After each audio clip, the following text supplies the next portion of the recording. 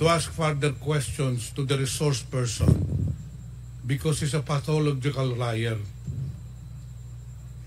What I will do, Mr. Chair, is gather more evidences to prove that what I am saying is true, that Mr. Epimaco Densing is a very corrupt person. He is a kalawag in the public service. He has been asking commissions for the release of funds for the school buildings. Papatunayan ko po yan sa next hearing. I'll gather more informations. Ito pa lang sasabihin ko sa iyo, Mr. Densing. Dapat wag ka nang bumalik sa gobyerno. The government does not need your kind. You are a very corrupt person making your position to your advantage. Yun lang po, Mr. Chair. Thank you. We will now proceed to the next interpellator. The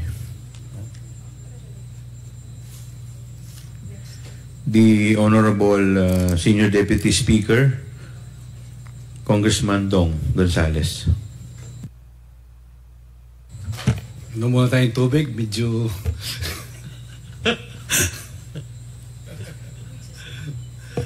Anyway, magandang tanghali po sa ating lahat.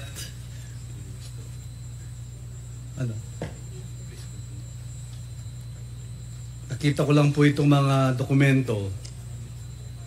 Nandito ba si Yusek Sevilla? Ay, ma'am, good morning po, good afternoon po.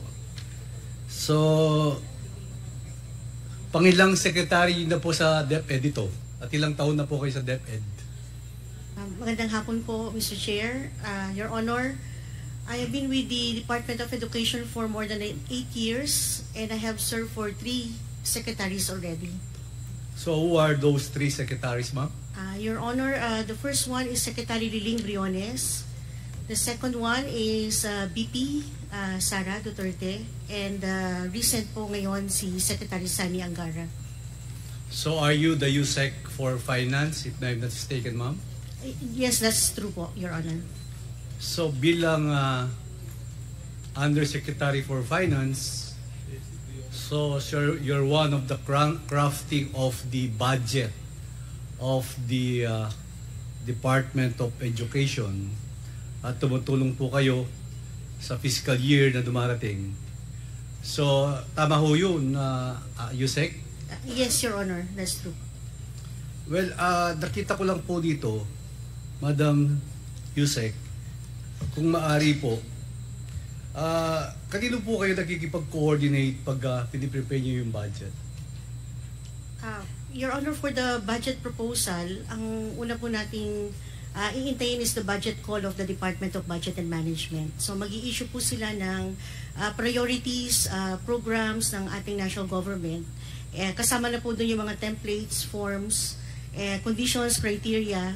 And then, yun po ay gagawin natin internally sa DepEd para ma-orient po lahat ng opisina natin na ito yung magiging trust or ito yung direction ng national government. So, within DepEd, nakipag-coordinate po kami sa colleagues or other secretaries, assistant secretaries, regional directors para po pag nagawa tayo ng budget proposal, ito po ay talagang galing doon sa pangangailangan ng opisina. And proposing amount per line item, of course, you have the basis, the expenditure of the preceding fiscal year. Yun po ang palakad ng ating departamento. Tama ho ba yun? Kasama po sa budget call ng Department of Budget and Management yung tinatawag na Tier 1. Tier 1, ibig sabihin, i-continue nyo yung operation ng na lagi pong kailangan ng ahensya. So, Tier 1 po yung mga regular programs. Tama po, Your Honor.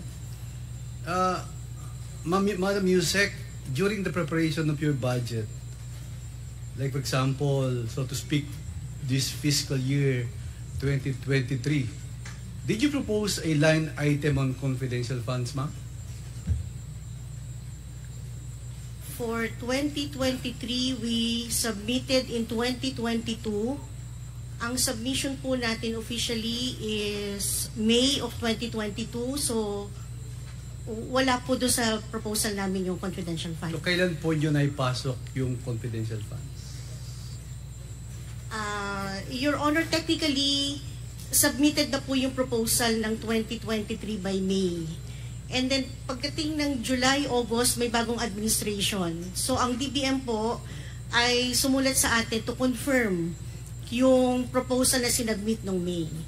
Now, nung pong sinabmit namin yung proposal for 2023 in August, wala naman pong nakalagay na linya na confidential fund sa proposal, pero nung lumabas po yung NEP, National Expenditure Program, meron na pong nakalagay doon na confidential expense at 150 million. So Yusek, do you confirm that this was the first time that DepEd proposed an item of confidential funds, ma'am?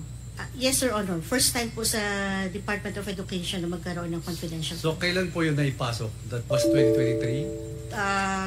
National Expenditure Program, NEP 2023 po. So how the amount determined? Paano dinidetermine? At paano nyo